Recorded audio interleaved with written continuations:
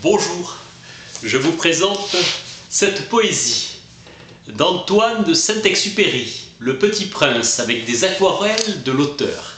C'est chez Gallimard. Lorsque j'avais 6 ans, j'ai vu une fois une magnifique image dans un livre sur la forêt vierge, qui s'appelait Histoire vécue. Ça représentait un serpent bois qui avalait un fauve. On disait dans le livre, les serpents bois avalent leur proie tout entière, sans la mâcher.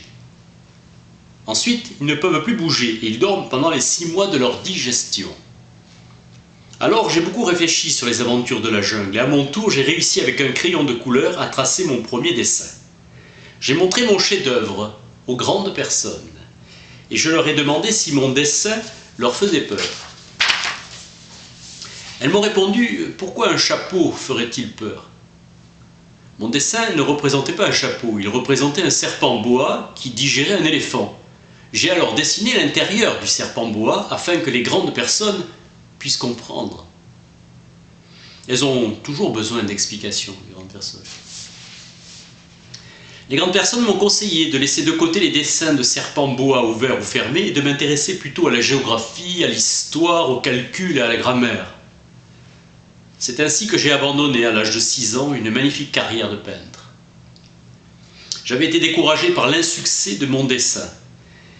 Les grandes personnes ne comprennent jamais rien toutes seules et c'est fatigant pour les enfants de toujours et toujours leur donner des explications. J'ai donc dû choisir un autre métier. J'ai appris à piloter des avions.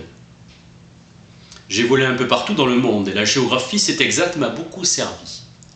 Je savais reconnaître du premier coup d'œil la Chine de l'Arizona. C'est très utile si on est égaré pendant la nuit. J'ai ainsi eu au cours de ma vie des tas de contacts avec des tas de gens sérieux.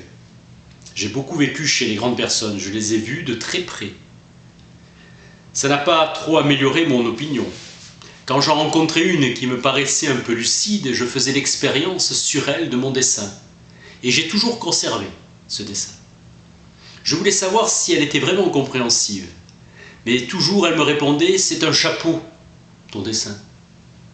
Alors je ne lui parlais ni de serpent, boa, ni de forêt vierge, ni d'étoiles. Je me mettais à sa portée, je lui parlais de bridge, de golf, de politique, de cravate. Et la grande personne était bien contente de connaître un homme aussi raisonnable. Antoine de Saint-Exupéry, Le Petit Prince avec des aquarelles de l'auteur, c'était le poème numéro 1. Merci.